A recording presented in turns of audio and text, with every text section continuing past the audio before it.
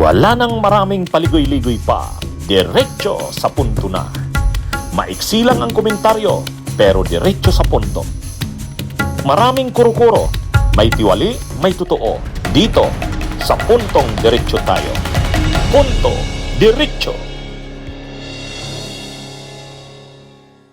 Napapansin nyo rin ba, mga kabunyog, mga kababayan, nagiging palaban na ngayon si PBBM kay Saldico. ha? Nagiging palaban. Halos araw-araw may press con. Araw-araw may press con. Nung isang araw, sabi niya, wag ka nang umuwi ka na dito, Saldico. Kung talagang matapang ka, panindigan mo yung sinasabi mo, wag ka nang tago ng tago. Dito mo maging hindi ka patas eh. Ang sinasabing hindi patas kasi habang umaatake daw ng atake si kung anong pinagsasabi, nagtatago naman sa kung saan-saang bansa. Kaya sabi ni PBBM, kung matapang ka, kung umuwi ka na dito, huwag kang magtago. Kasi siya daw, sabi ni PBBM, hindi naman daw siya nagtatago. Para daw patas. Pagkatapos, nung isang araw naman, sabi naman ni PBBM, ang abogado niya ni Saldico, pinipilit kaming i-blackmail. Na kapag daw, basta daw wag nang i-cancel yung passport ni Saldico, ititigil na rin daw ni Saldico ang paglabas ng mga video at mga pahayag. Pero sabi ni PBBM, we don't negotiate with criminals. At ito ang tandaan mo, Saldico. Kahit ano pang gawin mo ng mga video o kung anuman, kakansila ang passport mo. Yun ang sabi ni PBBM. Kaya matatapang na salita yan. At ang latest, inanunsyo ni PBBM na inorderan niya na ang Department of Transportation na i-secure yung mga air assets ni Saldico ng SunWest, pati yung Misibis Aviation na kay Saldico rin. Sabi ni PBBM na nalaman daw kasi nila na tinatago yung mga air assets ni Saldico doon sa Singapore at sa Malaysia. Kaya may order daw siya sa Department of Transportation na gawin ang lahat ng paraan para mabawi ng gobyerno ang mga air assets na yan. Siyempre, napakamahal ng mga yan. Napakamahal na yan. Yung Gulfstream na isa, yung private jet, ay magkano yun? Ilang bilyon kaya yun? At hindi lang kasi isang private jet niya, dalawa yata yun, tapos ilang choppers yun. Yan yung kaya na-monitor daw na parang tinatago doon sa Malaysia, sa Singapore. Kaya inorderan ni PBBM na i-secure ito. Kaya medyo At sabi niya, sinabihan niya si Saldico, hindi ka na turista, hindi ka na pwede diyan magpalipat-lipat ng gagawin. Actually, hindi naman talaga kasi si Marcos si PBBM magsalita. Pero dito makikita mo, piko na rin siya kay Saldico eh. Piko na rin siya kay Saldico.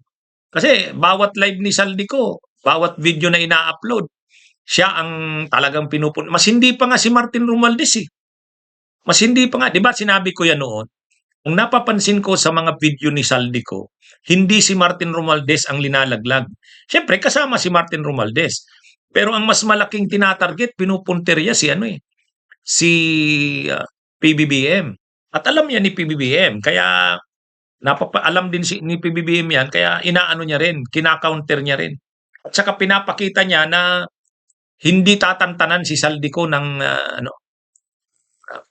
pwersa ng gobyerno.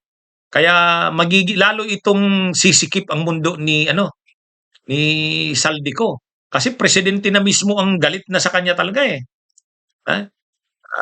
Presidente na mismo ang pumapalag. Nagsasalita na mismo ang presidente. Kasi syempre, napuno na rin ang presidente, si PBBM, sa mga atake ni Saldico. Siya yung laging, siya ang laging laman ng mga hindi pa nga si Romualdez eh. Siya, si Lisa Araneta, at saka si Sandro Marcos. Yun. Yung first family, ang talagang tinutumbok, pinupuntirya ni Saldico, malinaw yan. Kaya ngayon, si PBBM, palaban na kay Saldico. At sigurado, kapag nahuli yan si Saldico, ay gagamitin talaga ng gobyerno ang lahat ng pwersa nito para ito ay ano, ha? Para ito ay madiin. Hmm. Ano ito? Marami kasing mga sinasabi si Saldico na kung ano-ano kaya na ano na rin, napuno na ang presidente.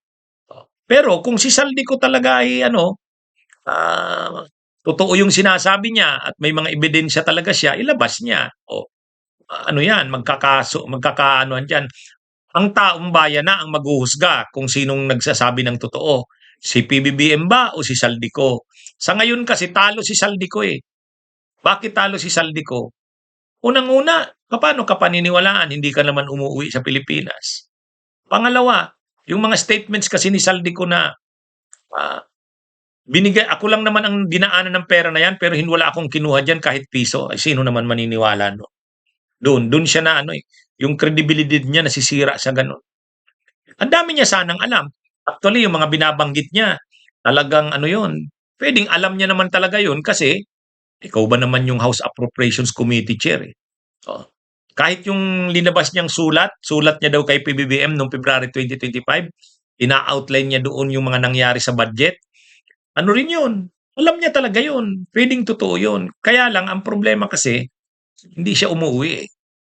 Ang tao, ang gusto niyan, kung talagang matapang ka, manunumpa ka sa mga sasabihin mo, sinasabi mo, at sasagutin mo lahat ng tanong sa'yo. Yun.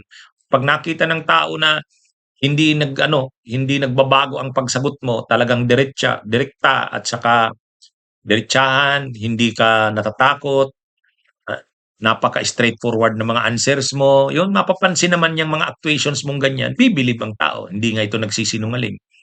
At nagpapakita ka pa ng mga ng mga ebidensya mo, mga resibo, text message. Sabi kasi ng abogado niya, si Atty. Rondain, mayroon daw mga text messages yata. Sila Lisa Araneta, sila PBBM kay Saldico. O di ipakita. Ipakita, yun yung ano doon, yun yung kailangan doon. Kaya ano ito, si PBBM naman, hangga't hindi umuwi si Saldico, ay nasa opensiba rin si PBBM. Lagi lang naman ang issue sa kanya. Dami mong sinasabi, umuwi ka dito. Harapin mo kung kaya mong panindigan 'yan, o sige, magharapan tayo. Kaya kong sagutin yung mga ano mo, pero umuwi ka muna dito. Yun. Doon natatalo si Saldico. Doon natatalo. Pero sa totoo lang, marami talagang alam yan si Saldico kasi House Appropriations Committee Chair siya eh. Pero ang napapansin natin ngayon kay PBBM, palaban na rin. Ano na napupuno na. Saka alam niya, marami pang ilalabas yan si Saldico. Kaya ang mga pagharap sa media, parang vlogger na rin si PBBM. Halos araw-araw na eh. Kailangan talaga.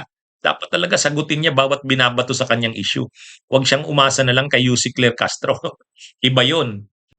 Bunyog, bunyog, halikan na kasama ka. Bunyog, kapag buklod ay may pag-asa. Luzon, Visayas, Mindanao, isa ang pananaw. Sa bagong Pilipinas ang bunyog isisigaw. Bunyog, bunyog.